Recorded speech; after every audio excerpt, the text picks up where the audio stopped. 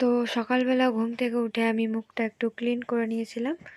তারপর তো তারপরে তারপরে মাম্মাম ঘুম থেকে উঠে গেছে, দিয়ে তো ঘুম থেকে উঠে ওর দুষ্টুমি শুরু হয়ে গেছে। ওর বাবাও ঘুম থেকে উঠেছে।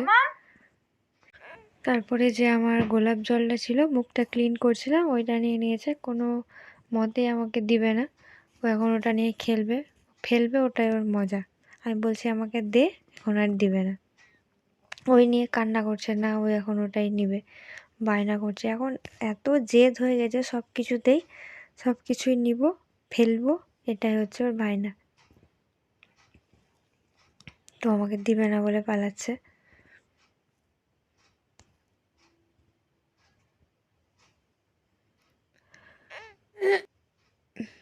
তো আমরা এখন চা নিয়ে বসে পড়েছি, সবাই মিলে একসঙ্গে আমরা চা খাই সকালবেলা। আজকে প্রচণ্ড ঠান্ডা পড়েছে, চা করতে না করতে মনে হচ্ছে ঠান্ডা হয়ে গেছে। তারপর চা ফা খাওয়া হলো। তো সকালের আমি জলখাবারটা করে নিয়েছিলাম রুটি আর তরকারি।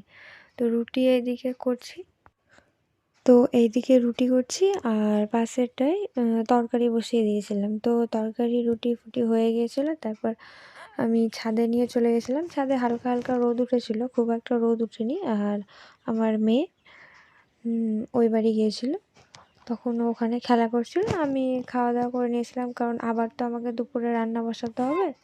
তো দুপুরে মেনু ছিল বেগুন ভাজা, আলু সেদ্ধ আর খিচুড়ি।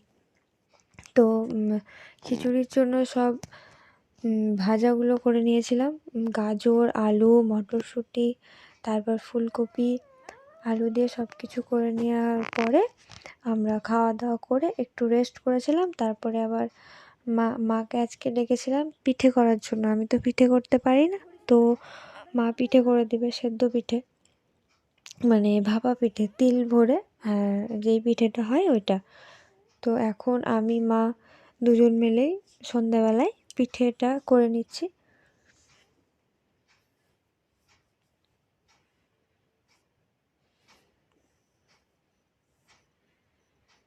এই পিঠেটা খেতে বেশ ভালোই লাগে।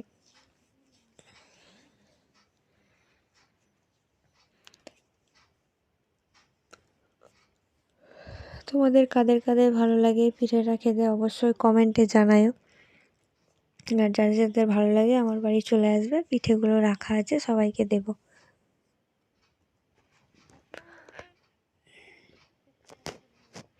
আর মাম্মাম এখানে বসে আছে, দুষ্টুমি করছে।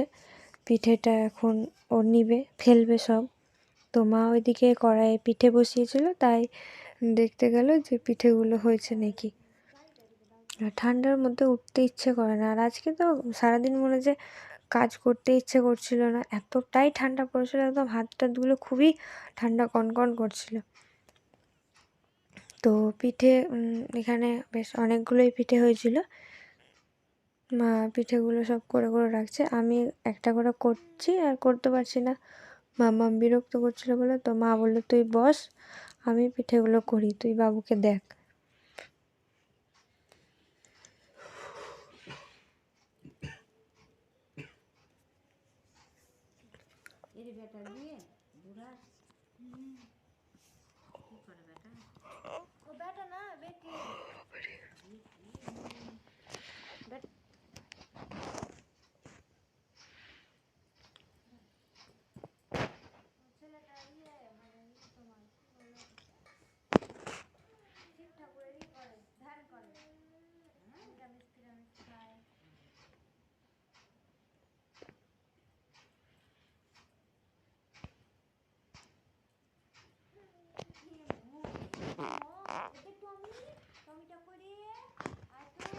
মাম্মাম খুব বিরক্ত করছিল, তো ওকে বলছিলাম ওই দেখ টমি চলে আসবে, কুকুর চলে আসবে, সব ধরে নেবে তোকে, নাহলে চুপ করে বসে থাক।